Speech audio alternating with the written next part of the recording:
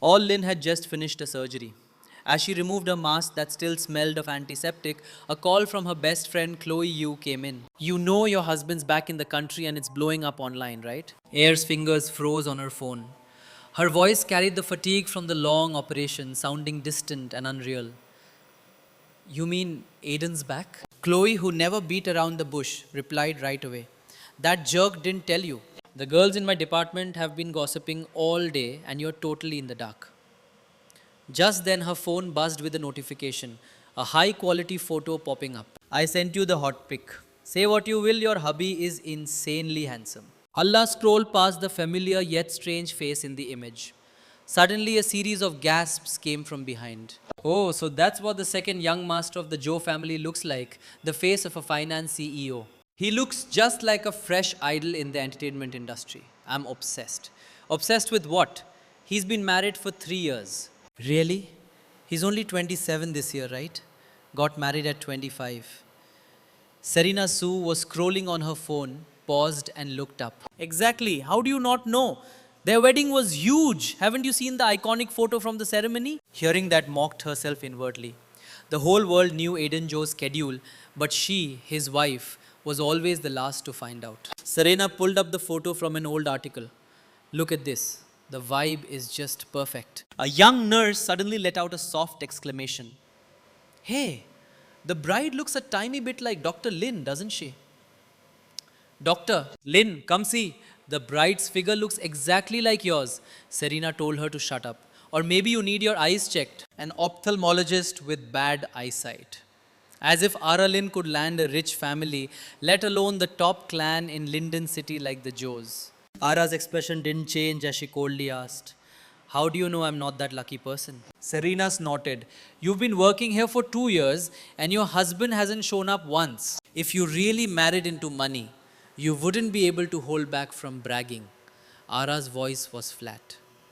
Because I married a ghost. She paused, looking at Serena and the other nurses who had gone stiff. I'm afraid if I bring him out, it'll scare you all away. Just as she left the nurse's station, her phone buzzed again.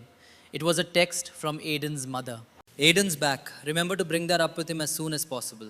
Ara stared at the message, her fingers hovering over the screen, unable to type a reply. At the same time, in a private club in the heart of the city, Aiden Joe swiped his thumb across his phone screen. He looked at the message from the contact saved as wife. When did you get back? I need to talk to you. The girl next to him gasped at those 2 words and covered her mouth. Mr. Zhao, you're married. Aiden waved his phone playfully, his tone teasing. Isn't my wedding ring shiny enough? Only then did she notice the simple but dazzling ring on his finger. She leaned in curiously. What's your wife like? Aiden took a lazy drag on his cigarette, his lips curving into a smile. My wife isn't as pretty as you. Leoshi suddenly cut in. Don't listen to him. You could search all of Linden City and not find anyone prettier than his wife. Leoshi handed him a glass of wine. Aiden, now that you're back, are we picking up where we left off? Aiden swirled the glass in his hand. You want me to? The friend next to them burst out laughing. You know how loyal Leo is to you. He misses you more than your wife does. Leo kicked him. Shut up, you guys. Aiden, don't listen to their. Come on, let's take a photo to commemorate your return. At 10:30 that night, the chandelier in the dining room was still on. But the 4 dishes and soup on the table had gone cold long ago. Ara sat at the table, her fingers scrolling aimlessly on her phone. She stopped at Leosi's new post. In the photo, Aiden was surrounded by a crowd. A girl pressed close to him, her eyes sparkling with admiration. Ara mocked her own stupidity. Looks like he isn't coming home tonight. After waiting 2 years, why hasn't she learned her lesson yet? She closed the app. Memories drifted back to a snowy winter day. Why are you hurt so badly? Did you try to cook your hand? You're terrible at cooking. From now on, you're banned from the kitchen. He knelt in front of her, bandaging her wound. Ara stubbornly argued back. The snow blocked all the roads. If I don't cook, what will we eat? You have me. I'll take care of you. You're the spoiled young master. What do you know about taking care of others? Aiden looked up and snorted. Didn't I take good care of you last night? Ara's cheeks immediately flushed red. So what am I supposed to do? She had asked. Aiden suddenly leaned in close. You just need to love me, that's enough, lost in the memory. Tears welled up in Ara's eyes. She looked at the wedding ring on her finger, whispering to herself, Aiden, Joe, why did you suddenly stop loving me? Ara waited for Aiden until late, but he didn't come home. Finally, she went to bed. The bedroom door creaked open. A tall, slender shadow stretched long across the floor. Aiden stood by the bed, his eyes fixed on Ara's sleeping face, his own eyes filled with suppressed emotions. He stood there for a full 30 seconds before slowly bending down, just as his cool, alcohol scented breath was about to brush her forehead. All's eyes fluttered open. Her clear eyes were initially hazy, full of sleepy confusion. But when she clearly saw the face in front of her, her pupils contracted, and she bolted upright in bed, startled. The blanket slipped down to her waist, revealing a faint red mark on her shoulder. Aiden froze, still bent over, one hand in his pocket. Clearly, he hadn't expected her to wake up. His throat swallowed dryly as if hiding a strange feeling, a cold, mocking smile spreading on his lips. Why so scared? Think I was going to kiss you? He straightened up, his voice full of sarcasm. I was just checking if you were sleeping like the dead. Your vigilance sucks. Anyone could walk in and you wouldn't notice. All lowered her eyes, her voice still from sleep. I thought you weren't coming home tonight. Aiden unbuttoned his shirt, asking indifferently, You don't want me to? Hiding some guy in the house. Ara was silent for a moment, her fingers fiddling with the necklace clasp around her neck. Finally, she said, I want to talk to you. But the conversation ended before it began, interrupted by Aiden's teasing suggestion. If you want to talk in the bathroom, follow me. Ara didn't move, but Aiden stopped at the bathroom door. Turning back to look at her, a conversation he'd overheard 2 years ago flashed in his mind. Elelanar, I'm so jealous of the daughter-in-law you chose. Beautiful and gentle, raised in the family, so you know her well, and she suits Aiden perfectly. Why don't I have that luck? Aiden's mother sighed. Suits? At first she wanted to marry Ethan. How much of her heart is really for Aiden now? The woman gasped. What? She likes your eldest son. Her voice was ice cold. She's always liked the older one more. Every time Ethan came home, she'd wait in the living room, her smile for him brighter than for Aiden. She needs to know her place. Ethan is about to inherit the family. How could he marry an adopted orphan? Aiden pushed the memory aside. Of course he knew. Allah had only signed the 3-year marriage contract because she had no other choice. Now that the 3 years were almost up, she was eager for a divorce. Fine, he wouldn't let her have her way. Without another word, Aiden turned and went into the bathroom. The next morning, Allah quickly made 2 thick sandwiches in the kitchen. When she brought them to the table, Aiden was already sitting there. He glanced at the plate and asked, Where's Mrs. Chen? Why isn't she making breakfast? I fired her, Alara explained. Just then a faint meowing sound rang out. Aiden's brows furrowed in disgust. What stray cat is that? Ara snapped at his tone, muttering, I gave birth to it. Aiden snorted. Then you deserve a Nobel Prize. Ar didn't respond, but Aiden stood up abruptly, his voice stiff. Get rid of it. I don't want to see that thing in the house. Ar hugged the cat close. It nuzzled into her hand. I picked it up a few days ago. It's a stray mom with kittens. They wouldn't survive on the street. I'll keep it separate and find it a home as soon as possible. If you can't stand it, go live somewhere else. You've got plenty of other places. Staying here just cramps your style with your flings. Anyway, Aiden raised an eyebrow. What do you mean by that? Exactly what I think you mean. Reason you went abroad was to, before she could finish, Allah's phone rang. Mrs. Joe flashed on the screen. She glanced at him, nodding toward the phone like, It's your mom. Aiden misunderstood, thinking she was wrapping up her sentence. To see my mom? His face darkened. We haven't seen each other in half a year, and you're throwing a fit. Not only kicking me out, but cursing me too. Ara was too tired to argue. She answered the call, her voice softening. Hello, Aunt Elena. Listening nearby, the chill in Aiden's eyes deepened. She doesn't even call her mom anymore. Cutting ties that completely. The call ended in less than a minute. What did mom say? Aiden asked. Ara looked up at him. She wants me to come over tonight. You going? Aiden smirked. Beg me and I'll go with you. Ara was speechless at his childishness. She suddenly put the cat down and, as if understanding, it bolted straight toward Aiden. Caught off guard, Aiden stumbled back a step.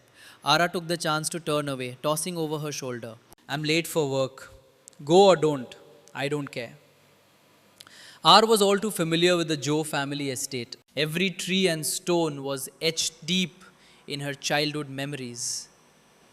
After her parents' accident, she was taken in by the Joe family. They called it adoption, but it felt more like monthly sponsorship.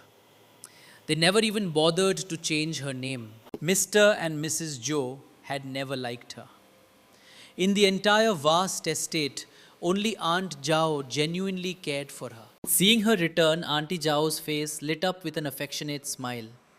You're back, Ara, all replied softly. Aunt Zhao lowered her voice. I heard you let Mrs. Chen go. The madam doesn't seem happy about it. Ara wasn't surprised the news had reached Elanar Joe. Ever since marrying Aiden, the Joes had sent Mrs. Chen over to serve her. In the living room, Eleanor Joe sat elegantly on the sofa in a traditional long dress. Seeing Ara, she ordered, Call Mrs. Chen back right now. Clearly, Mrs. Chen had run straight to tattle to Eleanor. For years, big or small, right or wrong, Eleanor always picked on her. It had been like that since she was little. When Mrs. Chen tattled, Did you ask why I fired her? Eleanor glanced at her. It's just gossip behind the back. No big deal. You're Aiden's wife, the second young madam of the Joe family. If you can't handle one housekeeper, everyone will look down on you. If you want to embarrass yourself, fine. But now Aiden's back. You can't cook, can't manage the house. Are you expecting him to come home and wait on you? He once waited on me, thought to herself, but she would never say it to Eleanor. She bowed her head obediently. Yes, yes. What? A lazy voice sounded from behind. Aiden walked into the living room, jacket slung over his shoulder, lips curved in a faint smile. Don't get the wrong idea. I'm not here for her. I'm escorting Dad. Allah stiffened. Uncle Marcus. Joe hummed lightly, seeing her son. Eleanor's face brightened with a warm smile. She stood up to greet him. Aiden, you've gotten thin again. Were you eating properly abroad? Aiden let her look him over. Every time I see Mom, she says I'm thin. Dad says I look healthier. You two need to get your story straight. Don't listen to your father. It breaks my heart to see you thin. Eleanor led him to the dining room. Dinner's ready. Eat up. Aiden walked ahead, then glanced back at Lara, still standing there. What are you spacing out for? Need a special invitation to eat? Ara silently followed and sat next to him, her heart full of worries. She had no appetite, but she was afraid. Marcus would ask if she put down her chopsticks, so she pretended to eat, slowly stirring the rice in her bowl. Her actions didn't escape Marcus. Why are you eating so little? Not to your taste? She was about to shake her head when Aiden shot her a sideways glance. She's got to eat cat food.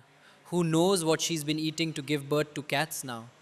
Ara's cheeks burned hot. She wished she could sink into the ground. Just then, Marcus sat down his chopsticks. I am full. Aiden, come to the study with me. After the two men left, Elena's face immediately turned ice cold. How's the divorce with Aiden going? When are you filing? Ara was silent for a few seconds. Before she could answer, Eleanor lost patience. You haven't told him. We agreed on 3 years. Are you planning to drag it out? You've made Aiden suffer enough. Do you know how it feels as a mother to see her son abroad for years, not bothering to come home because of you? You can't hold Aiden's heart. You've ruined his life. Even Mrs. Chen mocks you. If you're not ashamed, I am. What hurt more was hearing the housekeeper Chen badmouth her behind her back. So late. Why haven't you gone home yet? Not afraid the young madam will scold you? How did Mrs. Chen reply? She can't do anything to me. My salary comes from the Joes. She has no say in this house. Calling her the second young madam, but she's just a decorative was. The second young master, Aiden, was forced to marry her, doesn't have her in his heart at all. Couldn't stand it, so he went abroad for 2 years looking for his childhood sweetheart. So, in everyone's eyes, Aiden was forced to marry her. He went abroad because of her, hating her was her fault. Everything piled on her head. Ara took a deep breath, finally unable to hold back. This marriage wasn't my idea either. Don't forget, your family was the one who needed my help. Eleanor's face stiffened. I know, you helped us with that matter. We won't shortchange you. You'll get plenty of money. Once you divorce Aiden, it's over. From then on, you and the Joe family owe each other nothing. All lowered her eyes to hide the bitterness. I'll talk to him. Leaving the Joe estate, she saw Aiden already standing by the car smoking. The cigarette tip glowed red in the dark, the night wind outlining his carefree silhouette. His eyes fell on the cardboard box in her hands. What's that stuff from when I was little? Forgot to take it before. Aiden opened the passenger door. Anything else left behind? Might as well clean it all out today. Nothing else, said. The rest belongs to the Joes. You keep it. She got in the car, slamming the door shut. Aiden stared at the closed door for a moment, then rubbed his nose. Her temper really has gotten worse. The car was spacious, but the atmosphere was stifling like an invisible net trapping her inside. After a long silence, finally mustered the courage to speak, but before she could get the words out, just 1 month left. Aiden's voice cut in coldly, ordering the driver to pull over. Then she heard his distant tone. Get out here. I have something to do. I'll send another car to pick you up. With that, he reached over and opened the door for her. All instinctively asked, Where are you going so late? Aiden's eyes skimmed over her face, his expression unreadable. You're asking too much, Mrs. Joe. His words hit her like a bucket of ice water. Ara said nothing more, quietly pushing the door open and stepping out onto the empty roadside. Aiden just said, Dan, there, don't move, then told the driver to speed off. The taillights quickly vanished into the night, leaving only the dim yellow glow of streetlights on the deserted street. The cold wind whipped at her neck, chilling her to the bone. All stared into the distance, bitterness welling up in her heart. Wait! She'd already waited 2 painful, nauseating years. The car might never come, just like Aiden might never come home for those 2 years. Neither was worth hoping for anymore. Elsewhere outside the tech company headquarters, Aiden held his phone. Found her yet? Person on the other end hurriedly replied, No, sir. I saw the madam take a taxi and leave. As soon as he hung up, the assistant brought the cardboard box from the trunk. Mr. Zoe, I think this is the box the madam forgot in the car. Aiden hummed in confirmation and told him to send it back to her. Back home, got a call from Chloe. Her best friend's voice exploded through the speaker. What did that old witch say? No debts anymore? The Joes owe you a ton. What right does that Joe guy have to feel wronged? If he felt wronged, he shouldn't have touched you in the first place. God, she should ask her precious son if he felt wronged back then. All nearly choked on the water she was drinking. Chloe, watch your mouth. Don't talk nonsense. What? We're all adults now. It's not some huge secret. The one who should feel wronged is you.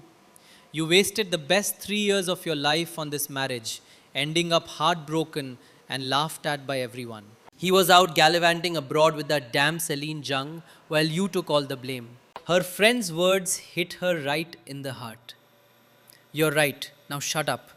Chloe's voice softened immediately. Yeah, sad. I just got my bonus. This weekend I'm taking you out for a feast and I have a big surprise for you. Just then the doorbell rang. Sarah told Chloe she had to get the door and went to open it. She thought it might be Aiden, but when she opened it, she saw his assistant standing there holding the cardboard box. Madam, you left this in the car. Mr. Joe told me to bring it back. Ara stepped aside to let him in.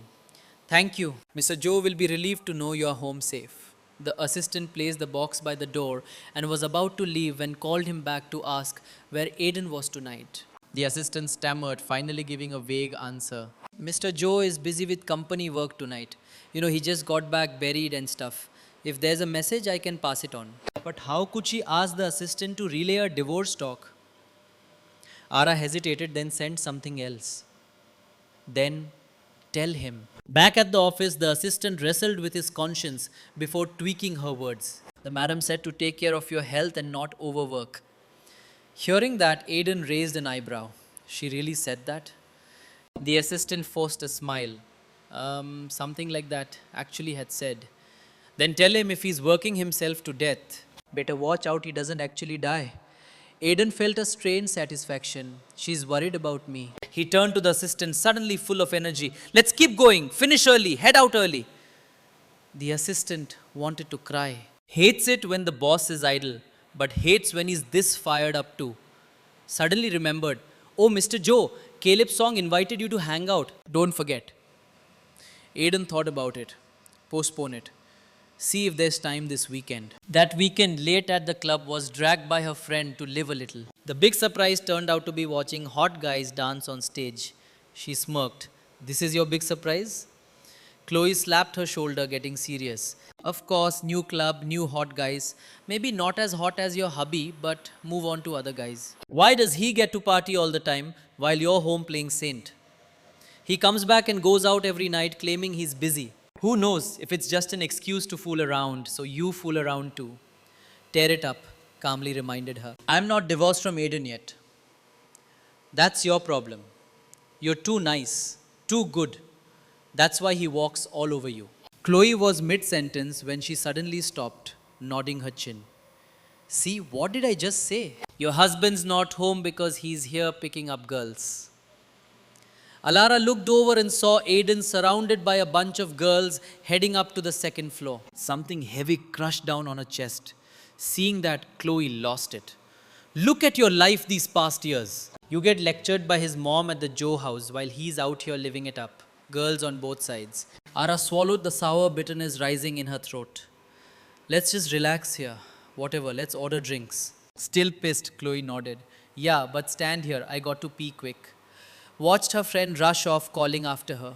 Hope you're actually going to the bathroom. But Chloe was already gone. At the same time, in the VIP room on the second floor, Caleb Song had his arm around his girlfriend, eyeing Aiden lounging on the sofa. Aiden, I heard your dad's about to step down as chairman of Sterling Bank. You coming back now? You're not planning to fight your brother for the inheritance, are you? Aiden crossed his legs, cigarette loose between his fingers. Through the smoke, he said coldly, I do plan to fight, but not for Sterling. The girl next to him immediately leaned in close, her voice sweet and whiny. So, what are you fighting for, Mr. Joe? Just then, the door burst open with a bang. Chloe stormed in, her sarcastic voice spitting fire. Oh, look at this lively scene. You hot guys look so familiar, just like my best friend's worthless husband and his idiot crew. Leos jumped up from the sofa. Chloe, you what the hell are you doing? Mind your own business. Chloe hadn't gone to the bathroom. She'd seen Aiden and charged straight up here. Leo's face darkened as he strode over. You got a death wish? Chloe stuck her neck out, not backing down. What? Want to start something? Just as Leo was about to explode, stepped out from behind Chloe, gently pulling her friend back. Leo froze, the anger on his face melting away as he quickly greeted Ara. The moment he said her name, the whispers in the room went silent. All eyes turned to the door. R gave a polite smile. Sorry about that. She's had a bit too much to drink. Guys, don't mind her. If it was anyone else, Leo would have kicked them out. But wasn't just anyone. If you say so, I'll let it go. You two want to join us and sit? R's eyes fell on Aiden. He was sprawled back on the sofa, eyes closed, long legs crossed. A stunning girl with perfect makeup sat next to him. The next second, Aiden's eyes snapped open, his dark gaze locking onto her. With a smile, accepted the invite and led Chloe deeper into the room. Behind them, Caleb whispered to Leo, You idiot! You really invited her to sit? Leo's face was pained. It was just being polite. Who knew she'd actually take it? R walked up to Aiden, her voice calm but sharp. So this is what you call being busy lately. Aiden's lips curved into a faint smile, his tone full of teasing mockery. I just started partying and you already caught me. You stalking me or what? Ara pulled Chloe to sit nearby, eyeing him. You go ahead and stay busy. I'll sit here and wait till you're free to talk. The atmosphere in the room immediately turned tense and heavy. A bit. So, I have a concert next week. You got time to come? Aidan smiled lazily, his voice flirtatious. I'm allergic to music. The young celebrity pouted. Listen to me sing once and you'll be cured. Chloe couldn't hold back anymore. You think all cut in quietly. Don't start trouble, Chloe. If it blows up, I can't cover for you, Chloe argued. She's stealing your husband right in front of you. This man was never really mine, said, then looking at the singer. I'll send them, no need to complicate it, all said, pointing at Aidan. I'll get your contact from him. The celebrity froze, instinctively looking at Aidan. He glanced at Lara but said nothing, neither confirming nor denying. The singer had to pout at Aidan. But I don't have your contact, Mr. Zhao. What should I do? Aidan passed the buck. Figure it out. Ask her. Allah suggested lightly, no problem. Add me. I'll send his contact to you. The singer. Aidan's face immediately darkened, an inexplicable anger rising. She's really that generous? Watching someone hit on him and not caring at all? Before he could react, Aidan snatched her phone, his eyes cold as he looked at the singer. All frowned. This was Aidan. One moment making you think you're the only one, the next casually stabbing you in the heart. The image from 2 years ago flashed in her mind. Someone asked Aidan, you and Celine were going strong.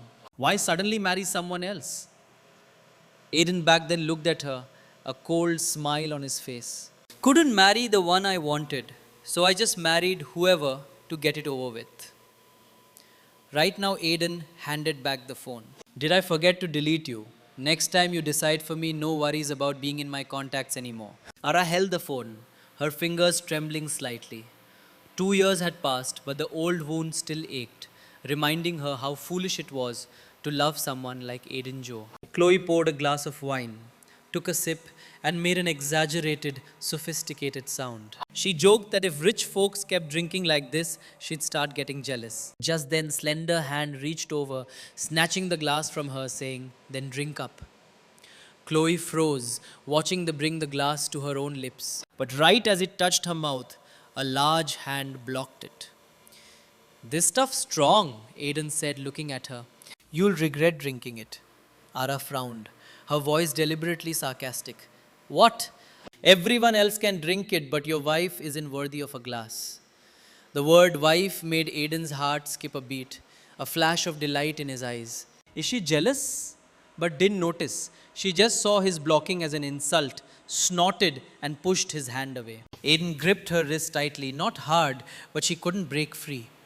So she tilted her head back and downed the glass. The burning liquid scorched her throat, but she forced a self-mocking smile. Loving Aidan was a joke to begin with, yet she clung to his rare moments of warmth. She hated how weak she was. Maybe getting blackout drunk was better. The next morning, woke up in warm arms. Half asleep, half awake, she saw a man's sharp jawline. And the next second, Aidan's handsome face came into view. Him? Am I dreaming? Before the thought could form, her body instinctively snuggled closer to his chest, as if afraid the dream would shatter. But when her palm touched the solid muscles of his back, the real sensation gradually pulled her to full awareness. A soft chuckle sounded above her head. Comfy, his voice husky from sleep. Ara went stiff. And realizing reality, she pulled back quickly, stammering, sorry. Aidan watched her panic with amusement. Now you're shy. Who was clinging to me all night and wouldn't let go? If you can't hold your liquor, don't drink. Remember how we got home? Ara lowered her eyes. She could imagine how messy she'd been. He probably thought she was a huge pain. I drank too much, but I didn't mean to hug you. If I made you uncomfortable, just leave me with Chloe next time. Aidan meant to say, your friend was even drunker than you. But what came out was, next time I'm not around, drink less. As he spoke, his fingers lightly tapped the necklace clasp around her neck. Just then, realized she was wearing silk pajamas, her skin exposed. She immediately tensed up, asking worriedly, where are my clothes? Aidan's throat tightened, but he kept his voice light, though his eyes held complex emotions. What? Now we are so distant that I can't even take your clothes off for you? I didn't have time to wait on you? Mrs. Chen came back and changed you. He paused, his voice firmer. And if I did change you, we are husband and wife. The words husband and wife stabbed into heart. She touched the necklace clasp, her voice choked. I'm going to be late for work. With that, she practically fled from the bed and hurried out of the room. Aidan watched her go, a strange tightness in his chest. Is she that afraid of getting involved with him? Does she have to keep such a distance? That evening came home exhausted. As soon as she opened the door, Mrs. Chen greeted her. Mr. Aidan called earlier asking if you were back. He said he couldn't reach the hospital. Today is the 1 month celebration for the Shea family's baby. You have to go with him. Why did you come straight home? Ara didn't stop walking. I don't want to go. If you want, go with him. Just then, Mrs. Chen's voice rang out behind her. Mr. Aidan, you're back. R froze. She didn't need to turn around to know it was him. The next second, she heard Aidan's teasing voice. What's gotten into you lately to have such an attitude? Do I have to come home and personally invite you? Without looking at him, walked straight into the living room. You don't need to come home. Aidan ignored the coldness, holding out a flat gift box. 20 minutes left. I picked a dress for you. Change. All stock but didn't take the box. I'm not going. A long day at work had drained her. The thought of playing happy couple in front of everyone was exhausting. With our current situation, what's the point of going to events together? Putting on a show for who? Aidan's voice grew colder. No matter how much you don't want to, your status right now is still Aidan Joe's wife. He stepped in front of her, blocking the way, and held out the box again. Social obligations are basic courtesy. Do your duty. Ara looked at him, her pent-up emotions finally exploding. She smacked the box out of his hand. I said, I'm not going with you. Aidan's face completely darkened. She's so desperate for divorce that she won't even pretend anymore. If she doesn't want to go with him, who does she want to go with? Before could turn away, he grabbed her wrist. Before she could react, he hoisted her over his shoulder, his voice firm and unyielding. If you won't change, I'll change you myself. R struggled, but he held her tight. She was so angry and flustered that she went speechless for a moment. As he spoke, he gently set her down on the soft bed. She frowned and looked up, about to protest, but he had already reached to undo the top button of her shirt, making Alara's heart pound. She swatted his hand away, her voice panicked. Don't touch me! I'll change myself. Turn around. Seeing her reaction, Aidan stood up with his hands raised in surrender, his voice full of amused ease. What part of you haven't I seen? Still throwing a tantrum. Even so, he did as told and turned his back, but couldn't resist adding, Sure you don't need help? No, she snapped from behind. And don't peek. Who'd want to peek? Aidan muttered. But a few minutes later, he lost patience. Done yet? He only turned back when he heard a soft done. His gaze locked onto her. It was the silk dress he'd carefully chosen, the smooth fabric hugging her figure, making her look both elegant and pure. I just realized the dress is a bit loose on you. Did I pick the wrong size? Actually, he was worried. She'd gotten even thinner, but thought he mixed up sizes with someone else. She glared at him. Then find someone who fits the size and take them. Aidan quickly walked beside her, grumbling. You never had this temper before. These past 2 years you've been so stubborn, always cold to me, all whipped around. When have I ever been cold to you? He saw her flustered, look like a kitten puffing up. So he decided to tease more. And you still deny being a cat mom. What are you saying? You're not making sense. Ara glared again, missing the gentle, affectionate smile in his eyes. See, the kittens glaring again. They quickly arrived at the party, all obediently linking arms with him. He led her to greet the host. As soon as he saw Aidan, Mr. Shai laughed heartily. Every time a bottle of wine goes missing from my cellar, I know you are back in town. That grandson of mine, Leo, always sneaks the good stuff to you. Next to them, Leo's face turned beet red, wishing he could sink into the ground. He turned to Ara. It's been a while, little Ar. You get prettier every time I see you. Ara smiled sweetly. Congrats on the new grandbaby, Mr. Shai. You and Aidan have been married almost 3 years now, right? When are you two planning on having kids? Our smile froze. She mumbled a vague reply. We haven't thought about it yet. The old man clearly wasn't satisfied. Well, think about it now. Your mom is dying to hold a grandkid. Hurry up and give her one to spoil. Went silent, glancing desperately at Aiden for help, but he stood there quietly, not bothering to care or step in. Unexpectedly, she spoke up, her voice just loud enough for those nearby to hear. Actually, the reason we haven't had kids, it's not my issue. Aiden's eyebrows shot up. Facing the complicated, worried looks from the elders, he pointed to himself. You mean it's my problem? It's not easy for me to say. I'm stepping out for some air. You explain to Mr. Shai yourself. With that, Arara gathered her dress and bolted, leaving Aiden alone to face the crowd's meaningful star. Mr. Shai swallowed his words inside. What a waste of good genes. Leo tried to hold back laughter and nearly choked. He slipped over to pat Aiden's shoulder. Buddy, that issue. Don't hesitate to see a doctor, okay? At the same time, went outside for some air. She spotted a bench by the pool and was about to sit when suddenly the seat was splashed with water, soaking wet. A little boy stood there, holding a water gun, his face grinning mischievously. The next second, he squirted it straight at her. Ara frowned. Do you know me, kid?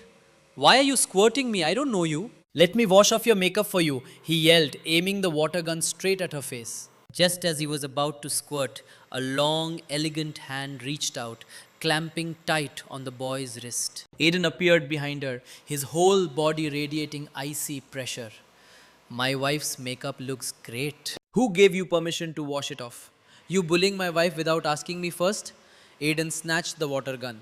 What backward school do you go to? Your taste is a total mess. He turned and handed the water gun to telling her to play. Ara took it on reflex, completely bewildered. What am I supposed to do with this? Aiden glared at the boy. And you? Your worldview is totally upside down. Without another word, he grabbed the boy's collar, lifted him up and flipped him upside down. As a responsible citizen, I'll help correct it for you. The boy dangled upside down, screaming, Put me down! Do you know who my dad is? I'll call my dad to kill you. Aiden snorted. Oh, I don't know, but I know your dad didn't teach you to brush your teeth. Your mouth's filthy, needs a good rinse. With that, he dunked the dangling boy into the pool like a brush into an inkstone. The boy's head went underwater and he came up choking and coughing. Just then the boy's dad ran over, begging, Mr. Zoe, please, my kid's just little and doesn't know better. He saw your wife was pretty and wanted to tease her. No bad intentions. Aiden shot him a cold glance.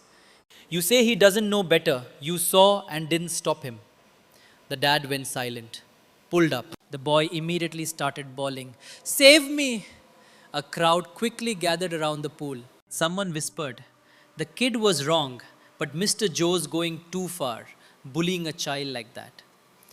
Allah had only ever dreamed of petty revenge. She'd never seen anyone do it so blatantly.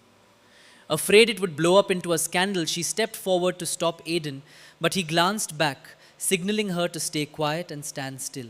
All frowned. What's that stubborn jerk glaring at me for? She didn't realize he was worried about the poolside breeze. Afraid her wet dress would make her catch a cold. Just as Aiden was about to dunk the boy again, the dad dropped to his knees. Mr. Joe, it's my fault. I didn't raise him right. Please be generous and forgive. Well, do anything you want. Only then did Aiden flip the boy right side up, his face serious. Apologize. Apologize to my wife. The typical bully boy was now sniveling like a coward. I'm sorry, ma'am. Aiden still wasn't satisfied. His wife was so young. Who calls her ma'am? The boy immediately corrected himself.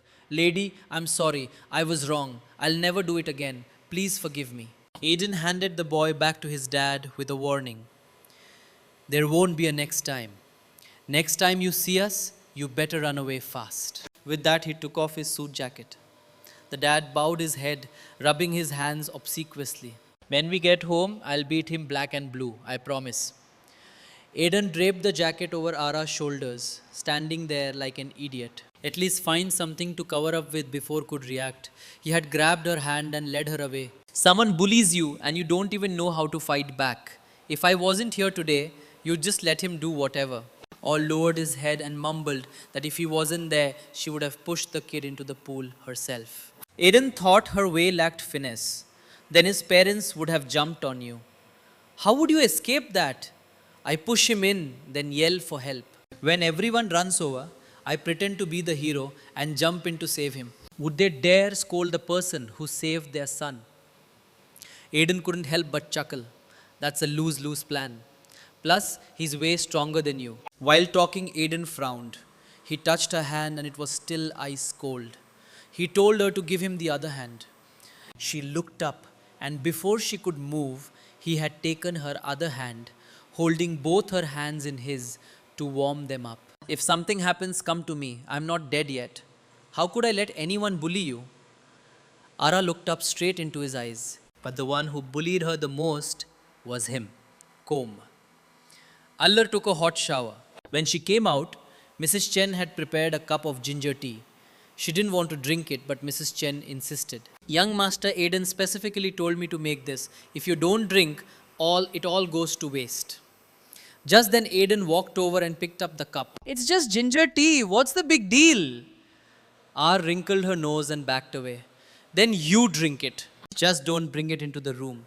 It's made for you to drink. If I drink it, does my immune system transfer to you? Aiden said, lightly pinching her cheek.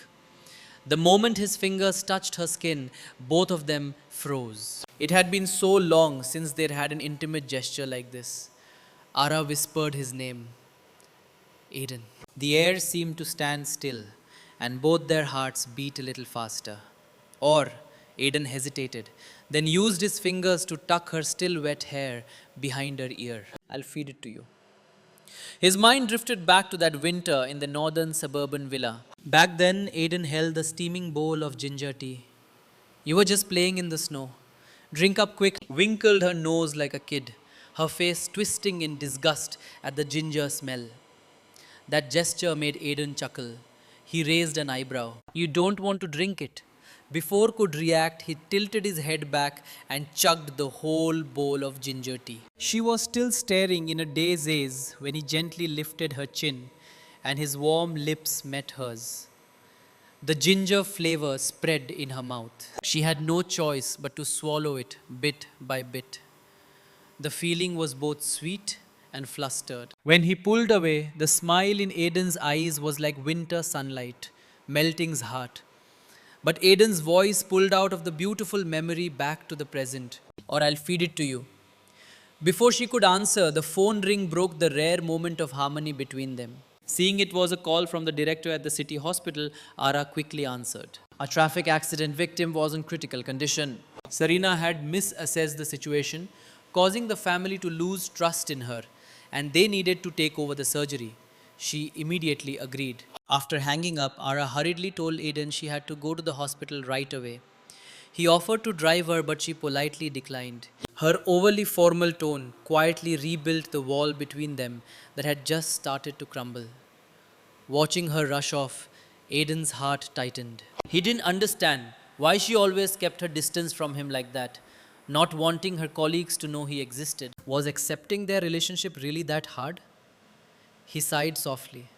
What a heartless one. If I didn't care about you, who would bother if you got sick? In the quiet early morning air of the hospital break room, sneezed several times in a row. She knew she had caught a cold, but still gritted her teeth and endured it, throwing on her white coat. Just as she was about to step out, a sarcastic voice rang out from behind. Oh, caught a cold. Is it because you took my surgery case last night? Some people act all saintly, but who knows how they butter up behind the scenes to get the director to hand over my patient to them. Is it because she's the princess of Ronha Pharmaceuticals? Just knows how to suck up to the rich. Those words made already uncomfortable feel even worse. A spark of anger flared up in her. She slammed the locker door shut and fired back. The director assigned the surgery to me directly. I don't care who the patient is, and you couldn't win over the family, so now you're dumping your anger on me. Who told you to misjudge and make the family lose trust in you? Serena's face turned bright red. After a moment, she gritted her teeth and spat more venom. Don't get too cocky. Half the equipment in our department is sponsored by the Tan family. They probably see you as just a maid. What good does it do you? But had no more time to argue with her. She headed straight to the patient's room. When she arrived at the door, Mrs. Ton greeted her with a luxurious gift box, her face beaming with gratitude. Ara was about to refuse when a surprised female voice came from the hospital bed. You're the one operating on me. The patient had her right eye bandaged up, but she was clearly a young, beautiful girl. If you dare accept a private gift, I'll report you. Mrs. Town immediately scolded her daughter. Stella, how can you talk to Dr. Lin like that? But recognized the girl's familiar tone. Do I know you? Stella Tan got even more irritated. You don't remember me? I thought I left a deep impression. At Leoshi's birthday party 2 years ago, we played Truth or Dare, and I asked Aiden a question. Aiden, you and Celine were doing great. Why suddenly marry someone else? Ara stood frozen, her ears ringing. But Aiden's cold voice from that day echoed painfully. So, it was you. Stella snorted. You and Aiden aren't divorced yet. Don't you have any self respect? Clinging to a man who doesn't love you. Not divorced yet? So what? Celine isn't worried. Why are you? Dela was completely provoked, unleashing all her pent up contempt. She brought up Celine and Aiden's childhood romance, then mercilessly insulted Ara's background. You're just the stepchild of the Joe family living in the servants' quarters. You're not even worth one of Celine's fingers. Mrs. Tan cut in sharply. Ara listened to Stella's words, outwardly calm, but a wave of inferiority surged like a tide. Even so, thinking of Aiden's playboy ways, her pride rose up. So what if I stole him? Aiden Joe isn't some treasure, just a cheating, heartless jerk who flirts with everyone. If Celine wants him, she can steal him back from me. Stella was about to argue back when her eyes shifted behind Ara. Her face immediately changed. Aiden. Ara's heart stopped beating. She slowly turned around. Aiden stood at the door. He was wearing a dark suit, the cool fabric making his face look even colder. His eyes on her held no warmth at all. Must be tough being married to a jerk like me these past years. Ara calmly asked him, What are you doing here? Aiden replied, I had a hunch someone was bad mouthing me, so I came to listen. He leaned closer to Ara, his voice teasing. I want to hear what my dear wife says about me behind my back. Ara didn't flinch. I didn't say anything wrong. Mrs. Torn tried to smooth things over, but Aiden cut her off. Out of respect for you and Mr. Torn, I let it go this time. Next time, I won't hesitate to teach her myself what to say and what not to. His threatening aura made Stella shrink back on the bed. As Aiden left, he instinctively glanced at Ara, but her face was completely calm. Heavy feeling pressed on his chest. Was he really so meaningless to her that she felt nothing? Couldn't love him, even a little. At the hospital entrance, Aiden held the coat he brought for her, worried she'd be cold. Then tossed it back to his assistant. Let her freeze, he said coldly. She's tough, doesn't need a coat from a jerk like me. The assistant held the bag confused but too scared to ask. In the room, Mrs. Tan apologized to Ara. Ara said it had nothing to do with Stella and prepared to leave. As she stepped out, she hesitated, wondering if she should apologize to Aiden. That word jerk had probably really hit a nerve. But just then, she heard Mrs. Tan telling Stella about her past. Turns out, once a princess. Her parents were powerful people, but they got caught up in an internal power struggle at Sterling Bank. Her family was kidnapped and she was the only survivor. She lived with her aunt for a while, then was abandoned, and after that spent years in an orphanage until a reporter interviewed her, and everyone learned her father had died protecting the Joe family's interests. The Joe family was thrust into the spotlight. Then Stella was stunned. She'd always thought was lucky to be adopted by the Joes, but had no idea about the backstory. So the Joes adopted her to cover up the scandal. She asked her mom. Mrs. Torn shook her head. Partly yes, partly no. With the Joe family's influence, they weren't afraid of bad press. They didn't need to adopt a kid for image rehab. It was Mrs. Joe herself who offered to take in. Stella thought about her own words, her face burning with shame. So Sterling Bank's success was built on her parents' sacrifice. The Joe should be grateful to her. She must live well with them, right? It's not that simple. Mrs. Ton said she was 12 or 13 when she came to them. In those circumstances, from the outside, it looks glamorous. But only she knows the reality. Standing outside the door, remembered the past. Young Aidan used to tease her with sharp words. He'd point at her hair and laugh. Who cut your hair like a watermelon? From now on, I am calling you Watermelon Head. She gave a bitter, self mocking smile. Back then, he treated her so badly, yet she still foolishly fell for him. Compared to all the hurtful things he'd said, calling him a jerk was nothing. In the room, Mrs. Ton kept talking.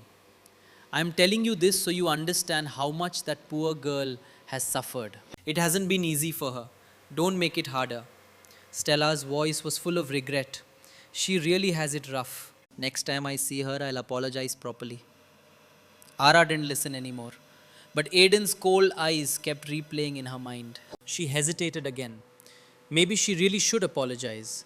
But then she remembered Aiden had never apologized for the old stuff. Why should she care if he got hurt? That evening back home, Mrs. Chen sighed in front of the table full of food. What a waste. I made all this for nothing. Just called young Master Aiden. He said he's not coming home to eat. Weren't you two getting along yesterday? What happened? Ara, already irritated, snapped back. If you want to play mother-in-law, go find a real daughter-in-law. She looked at the familiar dishes on the table, thinking in just one more month, maybe this tiring marriage would end. But just then, Aiden unexpectedly walked in. He foolishly thought Ara had softened and told Mrs. Chen to call him home. The first words out of Ara's mouth were about divorce. You free yet? I need to talk. Just 1 month left. His brief good mood vanished. His face darkened immediately. I'm not free, he said. This jerk needs to eat first. Aiden pulled out a chair and sat down. Seeing that, swallowed what she was going to say. But as soon as he sat, she slowly stood up. I'll wait for you in the room, she said, then turned away. Aiden's heart sank. She doesn't even want to eat one meal with him. Just then Mrs. Chen brought his rice. Aiden stopped her and picked up Lara's bowl, which he'd barely touched. He looked at the dishes on the table, worry surging. She eats this little. Does she ever eat properly? He turned to glare at Mrs. Chen. Why all these dishes? Don't you know she's picky, hates eggplant and bamboo shoots? Caught off guard by his sudden anger, Mrs. Chen quickly explained. You like these dishes in this house? Of course we cater to you. How many meals do I eat here a year? And you feed her like this every day? I hired you to take care of Ara. 3 years. And you still don't know who's the boss. Aiden's calm question left Mrs. Chen speechless. She hurriedly promised not to do it again. Ara had just sat down on the sofa in the room when Aiden followed in. She was surprised. You ate that fast? Aiden looked at her increasingly thin figure, a bitter feeling rising in his chest. He swallowed it and said softly, I was too angry to swallow. Ara looked straight into his eyes, wondering if he was still mad about her calling him a jerk. Yeah, just 1 month left, no need to stress. Thinking that, stood up to apologize. I spoke out of turn earlier. I'm sorry. Aiden's gloomy eyes lit up right away. Has she come to her senses? Does she want to continue? He waited full of hope. But next words were like a bucket of cold water extinguishing the fire in his heart. Let's divorce. The 3-year agreement has 3 weeks left. Aiden's lips curved into a bitter, sarcastic smile. Of course, I'm too naive. Why would she want to stay with me? She hates me. She can't wait to escape my life. He suddenly stepped closer to her. Why the rush? Found someone new already? But inside he was screaming, Ara, just say no. Say there's no one else. His sarcastic tone hurt her. Whether I found someone or not, what does it matter to you? After divorce, we are even. You can pursue whoever you want. I get to live my life. We're done with each other. To her, it was clear he'd found someone new and thought everyone was as unfaithful as him. A cold smile bloomed on Aiden's lips. You really can't wait. Before he could finish, a soft meowing interrupted him. He instinctively jumped back. Ara, if you want to drive me away, at least use a smarter way. R quickly picked up the kitten. If a little cat could kill you, you must be pretty weak. Aiden was so mad he didn't know whether to laugh or cry. He was about to argue back when he sneezed uncontrollably. Ara finally realized, "You are allergic to cats." Aiden smirked. "Now you know. I know all your likes, but you know nothing about me." He couldn't stand being in the room another second. "I'm not sleeping in this bed anymore. I'm going to the living room," he declared and turned away. Ara watched him leave, guilt rising in her heart. She called after him. "Believe it or not, I really didn't mean to hide it here." Only the slamming door answered. Ara lowered her head, feeling down. They still hadn't talked about the divorce. She had a hunch Aiden was deliberately avoiding the topic. But why? Could he not want the divorce? No, that's impossible. The next morning, Ara went to Stella Tan's room and told her she was recovering well, just needed rest. She was about to leave when a hand grabbed her sleeve. Stella's voice was urgent, full of remorse. "I'm sorry," I spoke without thinking. "Just pretend I was talking nonsense." R turned back and looked at her calmly. "I heard it. Let go." Dela wouldn't release. "What's with that reaction? Aren't you supposed to say, 'It's okay, I forgive you'?" All said each word clearly. "Because it's not okay. And I can't forgive." Who wants to go through the pain of losing parents? Living under someone else's roof, always on edge. Who wants to be hurt by the one they love and insulted by others? Everyone has self respect. All turned away. Stella stubbornly called after, "Hey, I still have a question. Why did you marry Aiden? He doesn't like you and you don't like him." Allah didn't stop. Her voice echoed back, calm and steady. "Bad mouthing won't help your eye heal. Silence might." Thinking about her marriage to Aiden, her mind drifted to the past. Back in school, Aiden was a mischievous troublemaker, dating and fighting all the time. Once he beat up a school bully so bad the kid ended up in the hospital. The school told him to call his parents, but he was too proud. In the end, the teacher called Ara. The teacher was scared of Aiden but comfortable yelling at her. "You're the adopted kid in his family. Call your parents right now." Ara had to call Eleanor. But Eleanor thought Ara was the one causing trouble and chewed her out over the phone. Ara just wanted a peaceful life without drama. Aiden was like a ticking time bomb, a constant source of chaos. She really hated him. Later, when the Joe family needed help, Eleanor forced her to marry Aiden. Ara hesitated, then softly asked, "Can I marry the older brother?" Eleanor sneered, "Still wanting Ethan? You have no choice. It has to be Aiden." She was full of resentment toward Aiden, seeing the marriage as a cold contract. They were like puppets, strings pulled by fate. But Aiden was like unpredictable fog. When he wanted, he was warm like spring sunshine, charming enough to make your head spin. Before realizing it, loving him was easier than hating him. That winter, they were snowed in at the mountain villa together all the time. It was that quiet winter when their relationship changed, becoming truly intimate for the first time. Their love story started from an unexpected blizzard. They had planned to go to Iceland, a belated honeymoon, but the blizzard hit, cancelling flights. They had to haul up at the northern suburban villa. They didn't expect the snow to pile up so deep, trapping them, but enjoyed it fully. She excitedly built a snowman. Being a perfectionist, she got a bit annoyed that the two snowballs weren't even. Aiden saw and laughed. "If it's not a bit taller than you, how can it be your husband?" His words made freeze a strange flutter in her heart. Aiden carefully placed two black grapes as eyes for her snowman and raisins for his. He smiled at her. "I'm tall with small eyes. You're short with big eyes." Perfect, right? Sheely said her eyes weren't that big. Aiden's smile was full of affection. "Not big. Big enough to make me lose my soul." Ara couldn't help looking up at the gentle man in front of her. Aiden, after marriage, was different from the boy she knew. He was gentle like water, always smiling, knowing what to say to make her happy.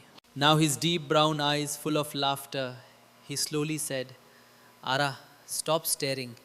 You're making me blush." His love was like a burning fire, strong, and intense. Even though Ara was slow to warm up, she couldn't help but fall. That month, trapped there, they lived in a whirlwind of sweet passion. Aiden, the spoiled heir who'd never lifted a finger, took care of Ara in everything. He spoiled her rotten. Sometimes they curled up in the home theater watching movies, but Aiden's attention always drifted from the screen to her. She just had to sit there daydreaming, and he'd pull her in for a kiss, teasing her for seducing him in broad daylight. Sometimes she was exhausted from his pampering. He'd carry her to the bathroom, bathe her, then carry her back to bed and tuck her in. That sweet happiness lasted until Lunar New Year. Lara was interning at the hospital on night shift. Right at midnight, brilliant fireworks lit up the sky, forming her name with a birthday cake shape below. Everyone in the hospital crowded by the windows, oohing and eyeing at the stunning display. A nurse suddenly yelled, "Dr. Lin, that's your name. Why a birthday cake? Is today Lunar New Year's Day your birthday?" Ara looked up just as the final fireworks bloomed. Since losing her parents, no one had remembered to celebrate her birthday on this special day. Just then her phone rang. It was Aiden, his voice clear over the line, just telling her to come down. Ara rushed to the window and looked out. There he was, standing in the falling snow. Aiden in a black coat, a warm smile on his face. Bit by bit, Aiden was filling the voids in her life after losing her parents. As soon as she got there, he pulled her into a tight hug. Then he took out from his pocket a jade peace lock pendant, softly saying, "Happy birthday." Allah had once told Aiden that the peace lock her mom gave her broke while she was in the orphanage. Aiden remembered and had it custom made for her. In that moment, tears welled up in Ara's eyes. Aiden comforted her, his voice full of tenderness. "Don't cry, Lara. From now on, I'll protect you. Spring comes. Let's go to Iceland for our honeymoon." He fastened the pendant around her neck, then gently lifted her face for a deep kiss. "Whatever you lost, I'll make it up to you little by little." But when spring really arrived, their love seemed frozen forever in that cold winter. Everything changed suddenly. She never understood why Aiden suddenly turned cold. Around that time, colleagues noticed she wasn't herself. When asked, they learned she was insomniac. Someone recommended a traditional Chinese medicine doctor. But Ara's head was full of questions. She kept wondering, "I was so happy once. Why did he suddenly change?" She desperately needed an explanation. She asked a colleague to cover her shift and rushed out of the hospital. She just wanted to see Aiden, ask him straight to his face. Why? Why did he suddenly stop loving her? She frantically dialed his number, but the voice that answered was a girl's. When the person introduced herself as Celine, the words she wanted to say got stuck in her throat. The moment she heard Celine's name, the question she planned to ask choked up. Her mind flashed back to the past, a time when she was equally confused, desperately seeking Aiden for answers. During the period their relationship cooled, a storm of questions raged in her. Why go abroad without telling me? Why suddenly say marrying me was just to get it over with because you couldn't have who you wanted? Weren't we happy before? How did it come to this? She gathered all her courage to call him, not expecting Celine Zhang to answer. Celine's light words left stunned. "Hello, Celine here. Aiden's in the shower. What do you need?" Hearing that, Allah's mind went blank, the phone slipping from her hand. Recalling that call, Ara looked at the phone still in her hand. She knew for sure the painful truth that the answer she sought now meant nothing. Asking now would just humiliate herself more. Meanwhile, in an office in another country, Celine looked at the ended call on the phone, a triumphant smile on her lips. Just then, Aiden returned from a meeting. Seeing Celine holding his phone, he got angry right away. Celine quickly turned, holding up the phone. It kept ringing. "I was worried it was urgent, so I answered for you." Aiden snatched it back, his voice furious. "I told you don't touch my stuff." Celine pretended innocence. "I'm sorry, it was Lara. She asked where you were." "Didn't you tell her you're abroad?" Aiden replied curtly. "Nothing to say. I'm not staying long. Heading back soon." Seeing an opportunity, Celine asked if he could give her a ride home. Her uncle passed away. She needed to attend the funeral. Aiden agreed absent-mindedly, but thinking might need something, he quickly dialed her back. The phone rang and rang. No one picked up. Aiden's frustration boiled over. These 3 years she's been like this, calling him but saying nothing. Then, when he calls back, she doesn't answer. He had no idea what she wanted from him. In Linen City, Ara was performing a critical surgery. Only after finishing the surgery did she see the missed call. She called back Eleanor Joe and got scolded harshly again. Turns out an old family friend had passed away and Eleanor demanded she attend the memorial. Ara rushed over, arriving just as the eulogy began. Eleanor spotted her right away, eyes full of disapproval. Not wanting to cause a scene, saw a tall figure from behind and thought it was Aiden. She quickly ducked down and slipped in to sit next to him. As soon as she sat, the person beside her tensed up. She glanced at Eleanor, whose eyes looked murderous. Ara's heart sank. She turned to look at the person next to her and was shocked to realize it wasn't Aiden. It was his older brother Ethan. Was mortified. On such a solemn occasion, she'd rushed straight to Ethan's side. No wonder Eleanor looked like she wanted to kill her. She quickly apologized, explaining she mistook him for Aiden because they wore the same watch. Ethan was kind. It's okay, he said gently. We're family, don't worry. Then he said Aiden was sitting in the back. Ara turned around, her eyes meeting Aiden's. His face was cold as ice, his gaze equally frozen. He was already grieving, and seeing her, he was sure her eyes were only for his brother. She didn't have a husband named Aiden at all. Then saw Celine sitting next to him. Celine happily waved at her. R forced a smile in response. So, they'd been together since yesterday. After the service, went outside and Aiden was already gone. That's when she realized it was hard to catch a cab from this remote mountain area. While worrying, she looked up and saw Aiden gallantly opening the car door for Celine. Bitterness filled Ara's mouth. She knew when Celine was there was no room for her and Aiden's car. Just then, Ethan came to the rescue, offering her a ride. Ara didn't hesitate, asking him to drop her at the nearest subway station. Meanwhile, Aiden had spotted Ara and was about to rush over to her, but Celine grabbed his hand tightly. Pretending to be weak, she said she felt unwell and needed him to take her to the hospital. Aiden didn't give in. He just told the driver to take her there. Celine called out his name from behind, but Aiden ignored her and hurried toward Ara. But by then, Ethan's car had already driven off with Lara in it. Aiden stared at the empty road, muttering to himself. She didn't even bother to pretend for one more.